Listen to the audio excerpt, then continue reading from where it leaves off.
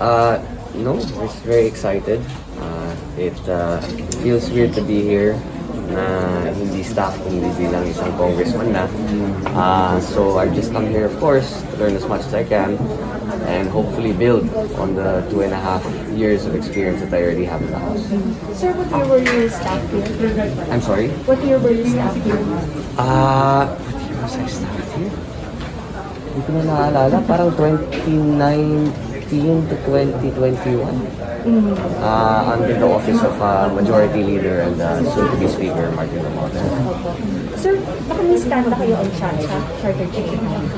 Like I said, kailangan ko pag-aralan muna. I don't wanna talk about any legislative priorities for now.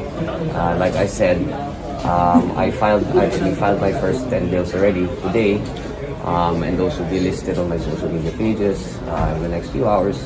But with regards to Chacha, I think there are much better legal luminaries who are already quite entrenched here in the House who would be much better suited to answer that question. Thank you very much.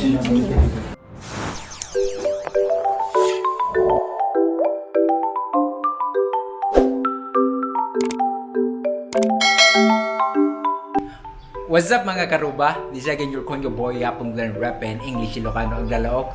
And today, nakita nyo yung sinabi ni Sandro, ni Congressman Sandro. Pinakita ko sa inyo kung anong nangyari sa unang araw niya as a congressman dyan sa, ano ba yan? Dyan sa House of Legislation. House of Legislative. House of Representatives pala.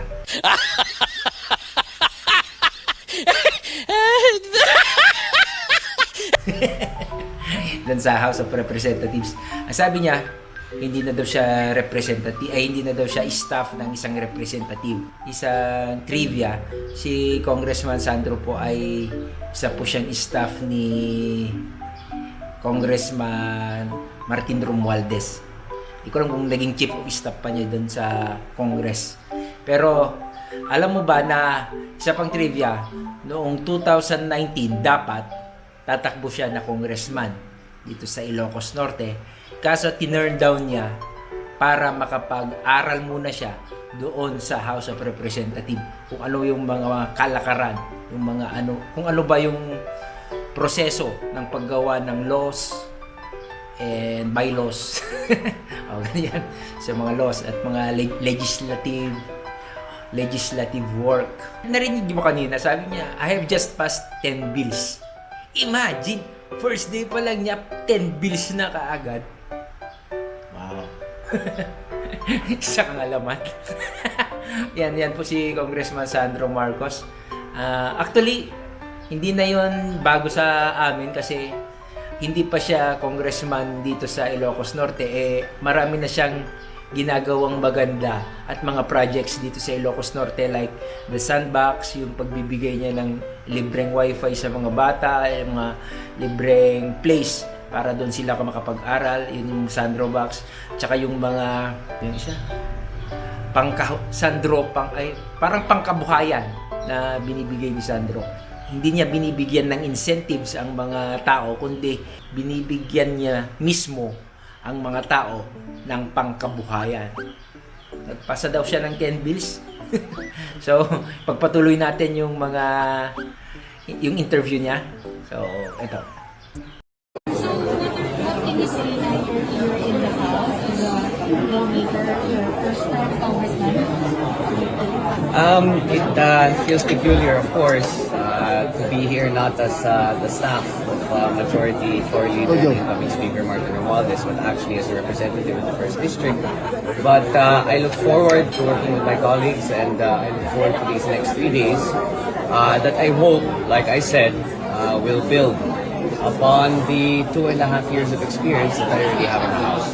Okay, so any advice that you got from Majo and even your dad about doing your job as a congressman? Keep your head down and shut up the first 4 months. Makinig ka lang sa mga tao dahil maraming magagaling dito. So the first few months, just make sure that you're absorbing everything and learning as much as you can. And then any committees that you want to join? I've requested for a number of committees. I don't want to say which committees I've requested for because at the end of the day, that's at the behest of the Speaker of the House, which is yet to be elected on the 25th. So until then, I will wait for his decisions. But I'm hoping I get the committees I requested for and the numerous requests to be able to contribute to the House. And then lastly for me, what advocacies do you plan to push for? Well, of course, we have to legislate in accordance or hopefully in support of the current administration. And I ran under the platform of jobs. So of course, to support the numerous problems that our MSMEs are facing, I ran under the message of digital infrastructure. So I filed 2 bills earlier to do with e-governance and internet transactions, which I hope we can help, will help the online sector. And of course, thirdly is agriculture, which, as you know, is a sector that is very close to my family and of course our president. Marcos, if I could just ask for your reaction on the president's veto of the Bulacan Airport. Naninibago pa rin ang pag tinatawag mo ako. I'm sorry, say that again. Your comment on the veto of the president of the House bill creating the Bulacan Airport economic zone. I'm sorry, creating the... Bulacan Airport economic zone. No, yes, so there seems to be, or there seems to have been a little bit of a misunderstanding over the last few days. First of all, the Bulacan Airport, tuloy po yan. The bill was not to create the Bulacan Airport, but the Bulacan Airport Economic Zone. So I would just like to make that clear. Secondly, my father is in full support of creating an economic zone in the area, but there were shortcomings in the bills that were filed in the upper and lower houses, which of course ESVIC was right to point out.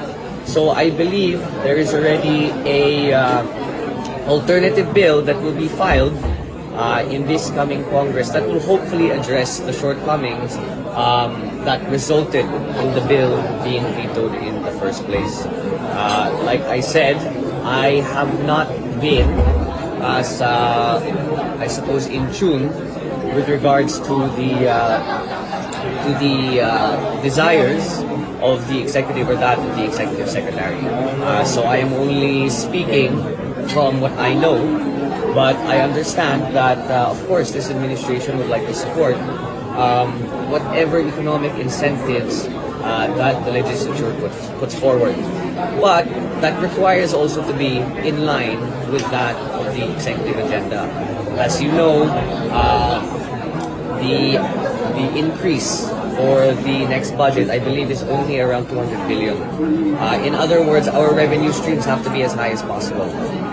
So I think that was the other note that the executive secretary made as one of fiscal prudence, and that I guess the tax breaks were too liberal, and I believe there was already something there to do with the authority that the Commission on Audit had over that segment. So, to tell you the truth, ma'am, hindi ko pa pinag-aralan ng mabuti yung bill. I only saw the letter that the Executive Secretary had given in order to veto that bill. But I have spoken to him, and these are the sort of the salient points that he has made. So ayun, natapos rin. Sana nag-enjoy kayo dyan sa tanong niya. Ganyan po katalino ang aming congressman na si Sandro Marcos. We're just lucky to have him as the son of President Bongbong Marcos Jr. And of course, congressman namin dito sa Ilocos Norte. And sana po magtutulong-tulong yung mga government officials namin dito, hand in hand with our Governor Matthew Marcos Manotoc, sina Congressman Angelo Marcos Barba from District 1 and District 2 pala si Congressman Angelo Marcos Barba, District 2 congressman namin, and of course kay Sandro na tito niya pala si si Congressman Angelo Marcos Barba. Ayan. And of course yung ating Vice Governor na si Ma'am Cecil Marcos Araneta. Siyempre, tulong-tulong na po yan. Maswerte talaga ang Ilocos Norte. Maraming salamat sa inyo guys. Sana nag-enjoy kayo. And once again, sa mga hindi pa nakaka-subscribe, mag-subscribe kayo. And of course, sa mga hindi pa nakaka-click sa notification bell, i-click nyo yan para po ma-update tayo sa mga updates dito sa Ilocos Norte and kay Apong Glen. Okay? Once again, this is your konyo boy Apong Glen, repping English Ilocano, Aglalahok. Peace out. Bye-bye.